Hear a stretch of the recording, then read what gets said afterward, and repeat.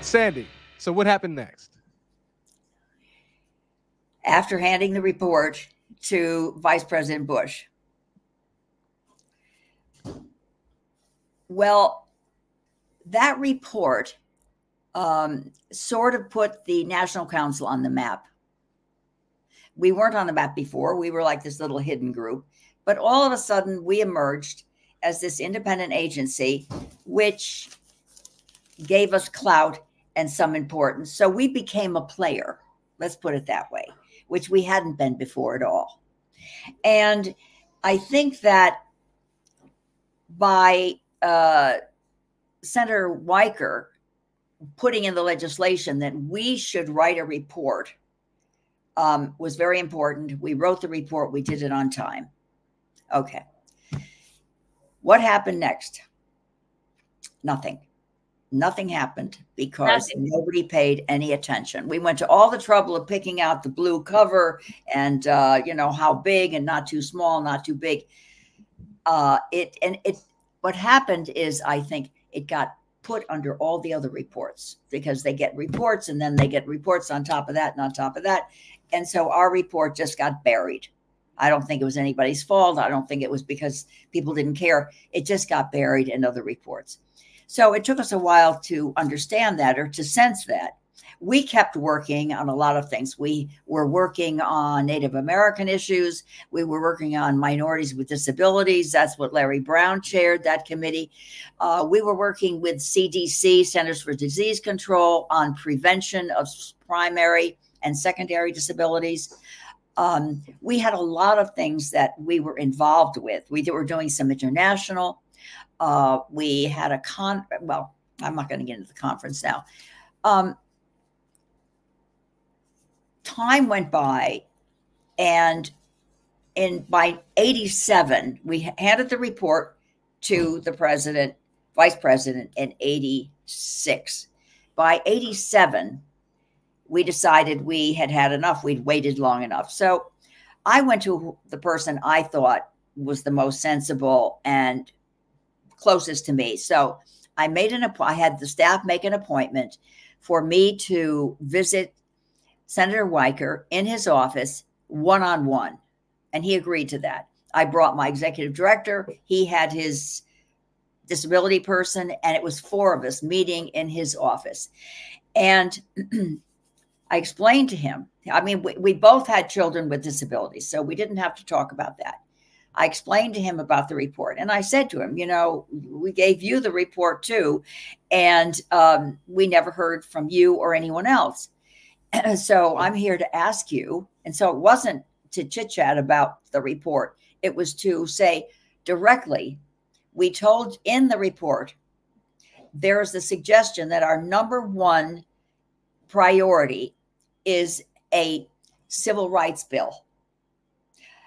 We wanted to have, obviously, a bill that was going to deal with the rights of people with disabilities. We had laid it out in Toward Independence, but we hadn't written it. But we thought that was enough for a beginning. So I said, look, will you be the chief sponsor if we get this bill written and moving along? He said, okay. And this is Weicker. He answers for himself all the time. He had nobody else. He said, yes, I will be the chief sponsor on one condition, that you, the National Council, write the bill. It's right back in our lap. And I said, of course, no problem. That's not a problem. We will write the bill. So he said, also, there's another important issue. He said, I know you like Steve Bartlett in the House. He's from Texas. He's a very nice man. But he said, he's a Republican. Democrats are in power. The only person you can go to and have as chief sponsor for the bill from the House is Tony Coelho. He was the whip. Very partisan person, I thought. And he said, I know. He said, but it's up to you, Sandy. You chair the group. You've got to convince your members to go with Tony Coelho. And because nobody else can do this. If you want identical bills dropped in on the same day, you need somebody like Tony Coelho. I said, that's what we need. That's what I need for you to tell me. So I appreciate that. So we went away, absolutely thrilled to pieces, went down from the hill, you know, just excited. My executive director, and I went into our offices, and we had an attorney in there. And we said to him, we did it. We got it. You got to write it. Now the hard work begins. You got the yes, Sandy. Oh, yeah, you've been sitting at your desk. So he was thrilled to pieces. And he said, next time the council comes in, we'll have a roundtable thing, and they've got to tell me what they want to see in that bill. And that happened. But the most important meeting, I don't know when it happened after my meeting with Senator Weicker, but the most important meeting was the meeting with the council members to tell them that we were going to have Congressman Coelho as our chief sponsor. So I started to talk about it and said, you know, this is very important. Some of you might not. And in the middle of my conversation, one of my members raises her hand and says, I know my husband is Portuguese. Tony's Portuguese. My husband and Tony are very good friends. And I will set up a meeting for you and me to meet with Tony Coelho. Isn't that, Sandy, so important, having that personal relationship, that Absolutely. trust already built in? Absolutely. I mean, what a game changer to have somebody on the council that had that personal relationship with and for Weicker to tell us what to do. I'll never forget that generosity of his understanding how important that was. I didn't know. How would I know? How would the other members know? He knew. And he knew it could be done, but it was so phenomenal. It was meant to be because, you know, she was on the council. She knew him. And so she set up the meeting. We went to the meeting, big hug between them, Tony, Roxanne. I mean, it was fantastic. And of course, he agreed to be the sponsor in the House. So it was sort of unbelievable how this was moving along.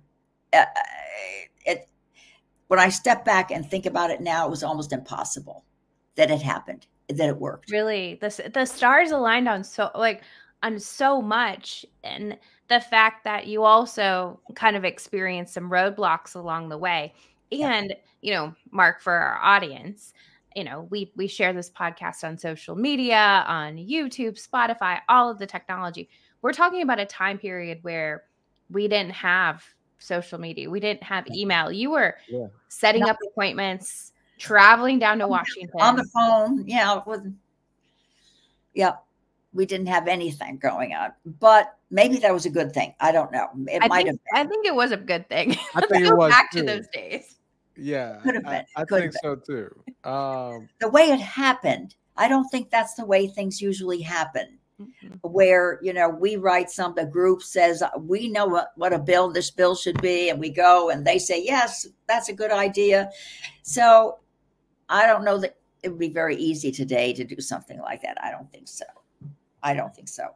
But anyway, so that happened.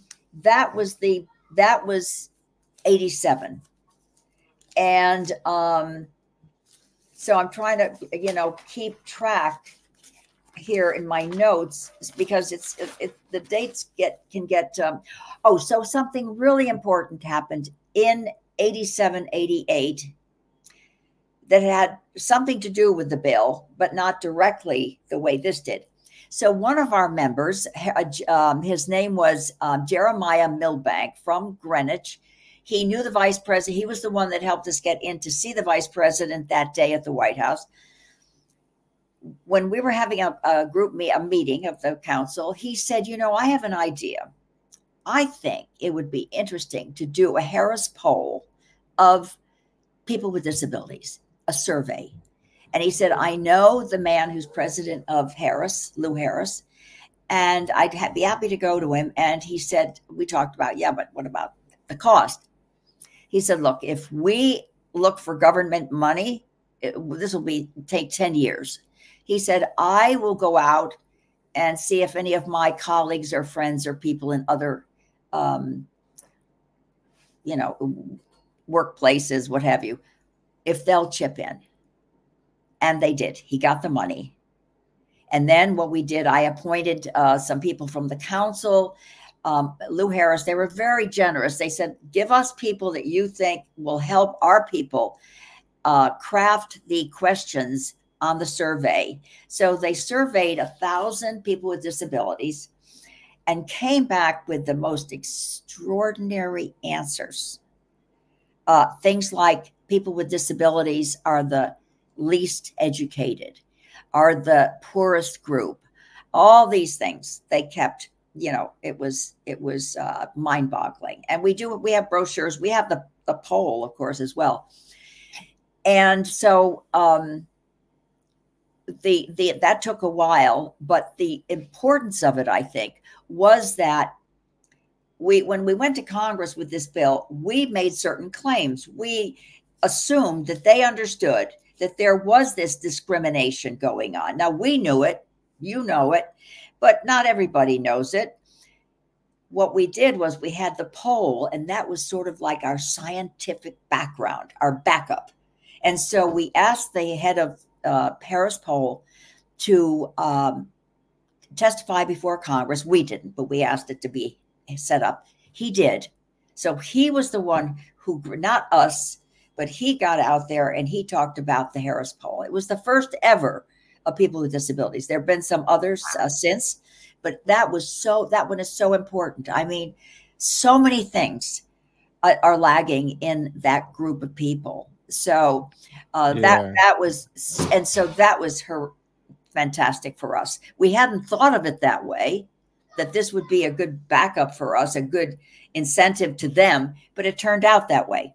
So the Harris Poll was something that they listened to and I think believed then that this was an important bill we were doing. Sandy, I want to fast forward a little bit. Sure. So you got the sponsors. It gets pushed through Congress. The impossible happens, right? I want you to tell me about that day on the South Lawn of the White House when President Bush signed the ADA. Right. So the couple of years go by, and we're not involved because that's not what we did. We were sort of, you know, we look at policy. Our group, we're sort of like a think tank, so we weren't involved in everything. So they all negotiated it. We get to 1990, the famous day, July 26, 1990, passing of the bill. There was a lot of discussion about where to have the event. Should it be in the East Room, the West Room, whatever, in the White House? Then they said, no, we want a lot of people. So they said, well, it has to be on the South Lawn. Well, is the weather going to be good? Well, as it turned out, it was on the South Lawn of the White House. The weather was spectacular. Blue sky, bright sun, a little warm, but you know, it was, and so the dais, the podium or whatever, it was a desk set up on kind of a dais, was set on the South Lawn. And by the time I think they filled up the lawn, there were probably 3,000 people. A lot of wheelchairs, lots and lots of people with disabilities. You had everybody from the House, from the Senate. You had, I think, the Supreme Court were there. All the heads of government agencies were there. So it was really an incredible day. I was on the podium. Reverend Wilkie was. Mm-hmm. He was a man who had been born without arms and was very involved in the movement. Justin Dart was on it, and Evan Kemp, both men in wheelchairs. They're the men in the front. Wow. And then behind, there was a sign language interpreter, Mrs. Bush, and the vice president. So, but we were around this little table. So the first thing that was interesting is, so the president had a bunch of pens, and what he did was he would, you know, write a little bit of his name and then hand it to one of us, and then a little bit more. He got through 3 pens, and he didn't have another one. He was short a pen. 3 pens. here he is in front of 3,000 people, and he doesn't have enough pens. And so Reverend Wilkie was the one who didn't get the pen. And so he was just at the end of it. All of a sudden, he said to us, I haven't got enough pens. They didn't give me enough pens. So we all are sort of giggling up there. And then he reaches in his pocket of his jacket, pulls out a pen, and writes the rest of his name, and then hands it to Reverend Wilkie. So that was solved. But there was a panic at first because everybody gets a pen. That's why you're around the table. And after the signing, because I knew Reverend Wilkie because he was from the church that I was from. So I went over to him and I said, listen, Harold, any chance you want to switch pens with me? No way, Sandy. No way. You want to trade? Let me have that pen. Not at all. That was a funny thing. Now I'm going to tell you one other sort of human story. Sandy, before we do that, just because we'd love to show it here, but is that the moment in that amazing picture where you and the president are like, you basically are like both belly laughing with the pen that he's handing to you? I don't know. That particular movement, I didn't see it until after the pictures came out. And I sort of didn't even remember it. But no, I think he was handing me my pen and he must have said something cute or, funny or something, because we both were amused. I don't know what he said. I don't remember. You don't remember things up there, you're. Oh, I know what you mean, where he sort of leans over towards me, and I think he's just handing me the pen. I wish there was something more interesting going. Well, you're, as we talked about earlier, you are the living, woman in that photo. So you can make this up. You could just say, that's right. It's whatever you say happens. You already do that. But I have one other funny story. And this is just the human part of this that happens. So I see my husband out in the crowd. He's over with my sons. They're all there. And, once in a while, I'd sort of, look over. And so at the beginning, we had about a 10 or 15 minute wait for the president. So we're standing on that podium, standing there waiting. We have nothing to do. So I'm watching my husband. All of a sudden, I see my husband gets up, leaves the kids, and walks across the lawn to the crowd to somebody else. And he stops at Dr. Lewis Sullivan, who was the head of HHS, Health and Human Services. And they're chatting away. And I remembered that my husband was training in medicine in New Jersey when Dr. Sullivan was a hematologist there. And I said, oh, that's so cute. He went over to say hello to Dr. Sullivan. That's so nice. Well, after a couple of minutes, I see my husband turn and point up to the podium. I guess he's saying, Lou, that's my wife up there or something. And he takes a look. And they shake their heads and they chat a little longer, and then he leaves. So after the ceremony, I said, that was so nice, you going over to see Dr. Sullivan. Oh, yeah. He said, but you know what I was doing? I said, no. He said, well, the conversation was, you see that woman up there on this podium? She hasn't been able to get an appointment with you. Can you do something about it? He was working a different angle. I said, you didn't. Well, he said, I did, because I knew that you had been trying to see him. You couldn't see him. And I figured, I'm here. I'll go over and talk to him. So that's my wife up there. She can't get an appointment with you. So did you get the appointment, Sandy? I did. Yes. He said, oh my goodness, I'm so sorry. That's the sort of little human thing that went on during that.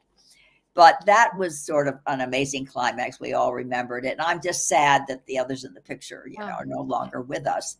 But it was, and I don't know that, as I said this before, I don't. The climate was right. Everything was right. Stars were aligned, whatever it is, planets aligned. But if we hadn't done it then, I don't know when it would have been done. Honestly, yeah. Mark, I question, Sarah, that we'd even have it today, because we had the right people. We had Senator Weicker, who gave us our independence. Without that, we would not have had the authority to write anything, to write toward independence, to make a claim like that. They would have tossed it out. Who are they? but we had the authority because Weicker gave it to us. So that was pretty important, very special. You know, it's interesting what it takes to really make changes like that, right? And like you referenced the civil rights movement, this had a lot of the same implications and so many things that were necessary to happen to make the impossible happen.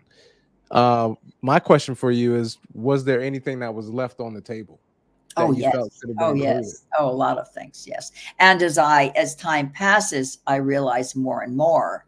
But you know, it was huge. You can only do so much, as we had talked about. You'd pick out one thing and do it. I was rotated because the administration changed. So I was rotated, and the new people coming in did not keep the Minorities with Disabilities Act that Larry Brown chaired. And at some point, he finally left the council. That was important that we had that set up. And we had a very important meeting in Jackson, Mississippi, talking just about that. The issue of why are there so many minorities with disabilities and what can be done to change that. But, you know, everyone new wants to set up their own agenda. And we had ours. And I think if there had not been a Civil Rights Act of 64, I don't even know if we would have gotten as far as we did, because we had something to look back on in our culture, in our history. And they did that. So we've got to do that. Why can't we do that? So I think that the timing was right and the right people were there. It would have been very hard in today's climate in Washington, very hard for them to have given us a bill like that, I think. Well, and Sandy, I think Mark raises such a great point. So much of the foundation of the ADA was mirrored from the civil rights movement. And we got a lot done on the ADA. ABLE was another step in the right direction. But are there some policy recommendations that you all kind of negotiated and talked about? I mean, we've talked about, you and I have had personal conversations about just the archaic SSI limitations that hold people back from working, or we still have sheltered workshops in the country. Like anything like that you can share? Oh, there's a lot. I mean, there's a lot. Attendant care was very important to us. I've seen with my own son how important it is for some people. Without it, they can it's hard to stay alive. And that's a very important one we left. The Native American issue, we didn't really resolve too much there. And definitely the whole Medicare, Social Security, the whole working thing, the benefits, that is a nightmare. It's a disaster. It's not right. It's not fair. That is something that has to be worked on. I think it may take more legislation, but something's going to have to make them stop interfering with. So special ed came along and we said to all these kids, including my son, now look, you can go to school, you can get an education, you can get a job, you can do whatever you want in the world. Well, not so. They get through special ed, they get through school, there are no jobs. No. I mean, what is the problem? All these corporations that have thousands of workers and they're working from home now since the pandemic. Yeah. Perfect for our folks. Why? What is the problem? Amazon. I mean, the richest man in the world. Could you maybe get somebody in charge and think of at Amazon the people that could be working that are not working today? I mean, I know there are people trying to get this done, but it's not happening as fast as it should. And as you have said, there are people on waiting lists. I mean, if you're on a waiting list 10, 20 years, you've missed your chance. I mean, now you're going to be on a waiting list, for a nursing home. Exactly. You push the priority in what you need. And wouldn't it be nice, Mark and I talk about this all the time, for that benefit to immediately kick in once you graduate from high school or transition into the community? But I talk to so many families who are waiting in their 20s when they should be out working and having every opportunity known demand, but we're waiting and it's not prioritized in the right time in one's life. The government is messing up here. I go to a gym all the time. I see youngsters and older kids, different ages, with Down syndrome at the gym alone. Somebody drops them off. They're working out at the gym. People are on their own entering into society with their own braveness. And then people in our government are sort of dismissing what they're trying to do and then blocking them from doing it. I think it's a total mess. It's a shame. Shouldn't happen. It's got to be brought to, I think that's maybe the number one thing that has to go to Washington and let people know. I don't think people know. People tell me all the time, oh, you know, in cheer, my granddaughter is in cheer up in Fairfield, and cheerleading. They have 2 or 3 students who have disabilities who are now who are in cheerleading, and they're so excited about it. And all the girls, they're helping these kids learn how to do the lifts and do everything they have. They're thrilled about it, but that's people doing it. What is the government doing? This is people, who are trying to make the integration, and the government is stopping them. And that's wrong. That's absolutely wrong. And we have to get that word out so that we start getting some assistance. We can't just do it. We can talk about it, but I think we really have to move on it if we can, any way we can. And, if somebody could give me an idea, I would. What do you think, Sarah, from what you see in government?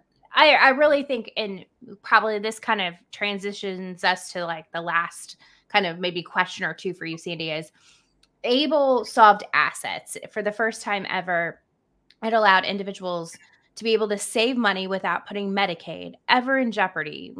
So many families from the start of Medicaid and SSI were told, don't put any money in your kid's name. You're going to disqualify them for benefits. Well, now you have that ability to save money and utilize your ABLE account to spend. But we haven't really created a new incentive or new structure for people to work.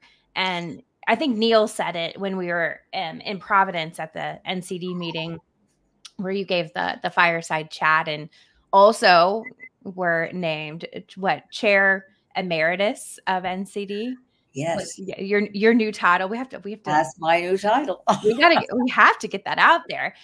But I was shocked. I didn't see it at first, and then I pulled it out again, the award, and I said, Chair Emeritus. Oh my gosh.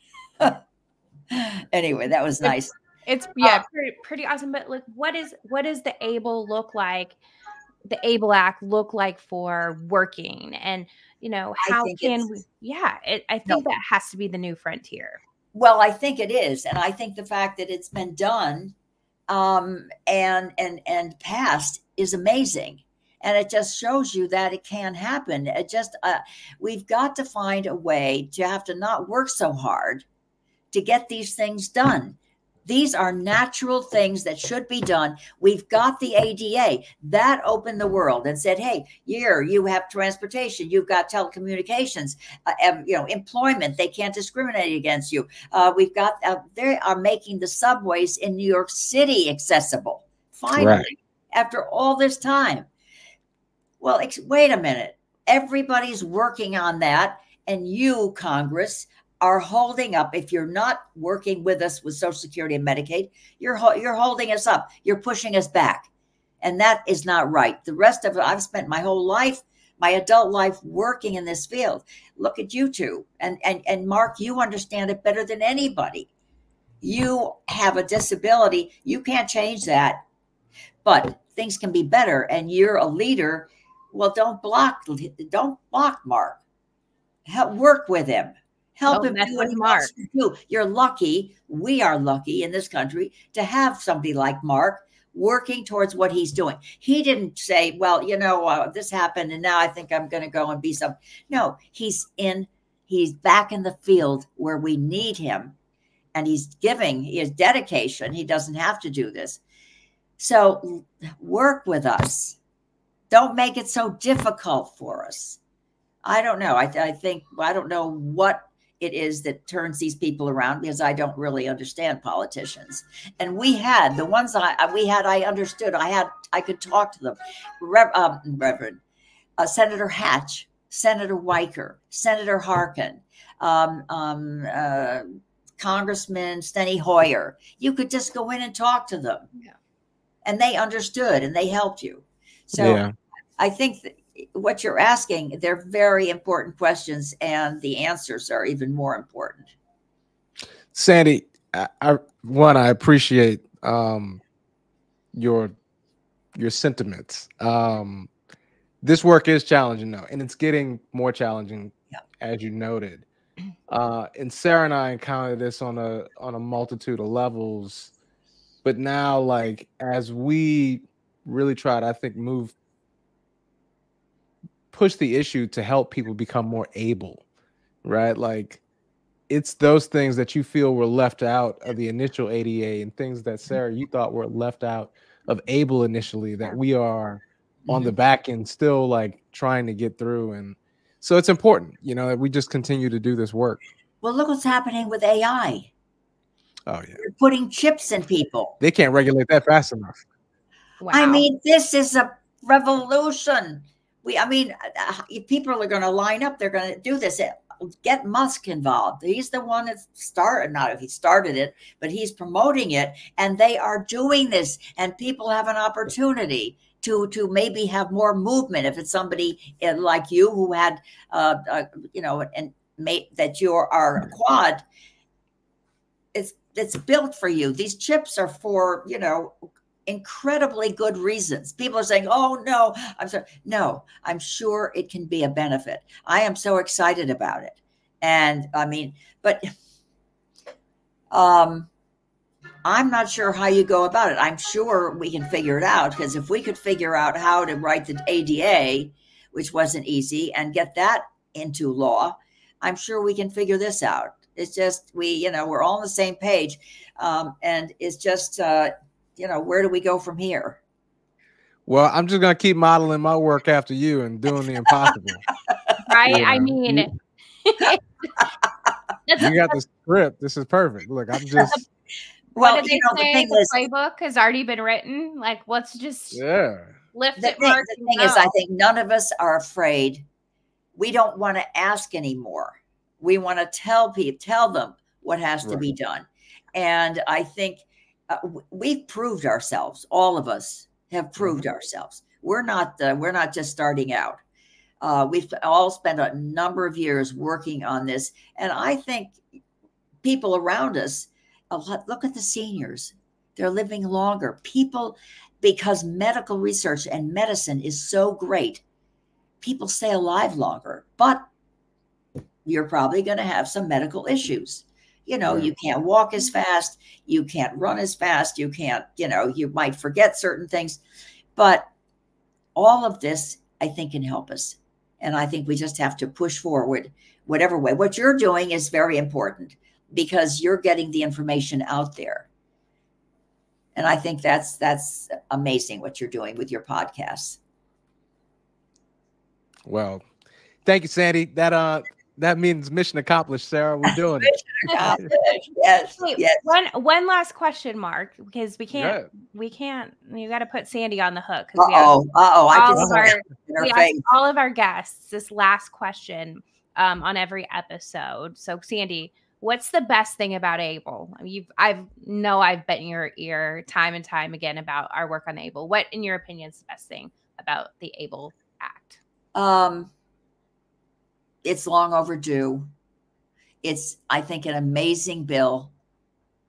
I think it helps people and families feel more secure as they leave the planet or whatever they do. And they have these children that are still here.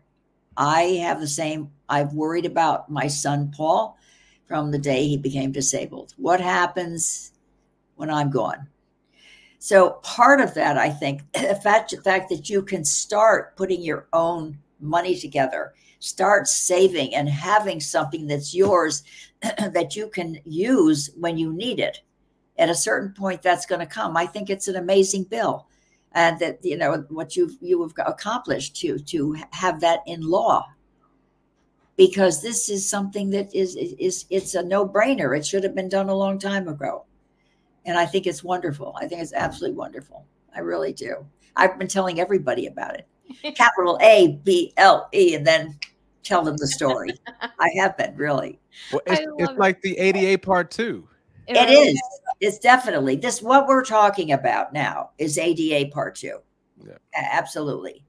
Americans with Disabilities Act Part 2. Yeah. It is. Sarah, now we're working on Part 3. Well, and now we have Sandy at the forefront of helping us do that, because you know, we've tackled so much, but there's still so much to do. You know, sometimes I think to myself, why do you really want to know what happened? That's a long time ago.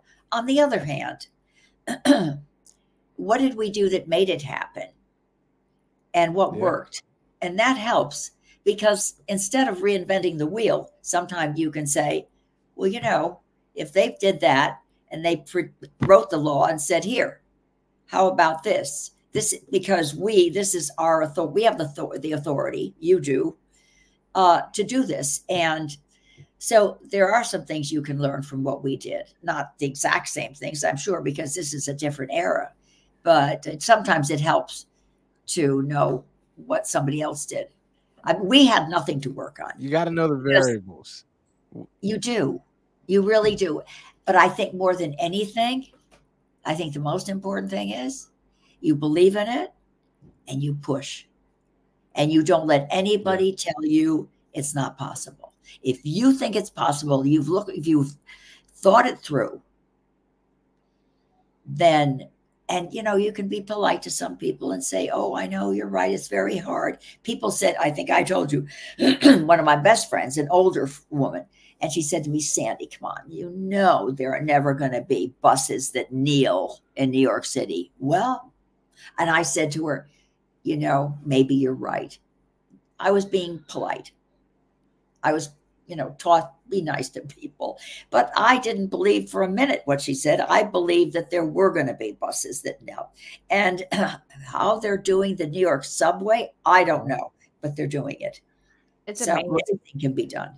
Not only did you believe, but you knew you didn't need to argue with her about what you knew was going to happen. Well, that's it. You don't spend your time arguing with some people. You just let it go, right, and turn to the ones who believe it, and then it's easier. And you guys are amazing. You too. What you're doing, you're making the changes. You will make them. I know that. I can see that. So it's very nice to have people. Sandy, Sandy, we got to get you down to New Orleans on one of our trips so I can show. Absolutely. The other work that I do. I would love to see. It. I would love to see what else you do. I really would. Absolutely. That's a trip. Sarah. We're going to add it. Well, you're going to be with us in Washington. The trip list. Yes. Right. We're coming up with the trip list, Mark. And Sandy's going to be with us in March. Yes. In DC. We're going to have an opportunity to hear from her with some of the ABLE leaders and ABLE program leaders from across the country. And we'll add New Orleans as our next stop. Yes, absolutely. Do you have nonstop flights? You do. Yeah, we do. Yeah. You heard that it took me 8 hours to get up to Connecticut, New York the other day. I could have flown to Rome. 8 hours. That's a crazy, Sandy. Because when you have to change flights, that was the thing. The plane didn't come. Then we missed the second plane. And so never, if you can't help it, Mark, don't change, get a direct flight. Note to self, buying a flying car and I'm going to fly myself. Got it. It can be done. It can be done. Wow. Let's wrap this up. This was a really great episode and conversation. Thank you. Sandy, we're gonna have to have you back on once we figure out what next legislative. Absolutely. Anytime.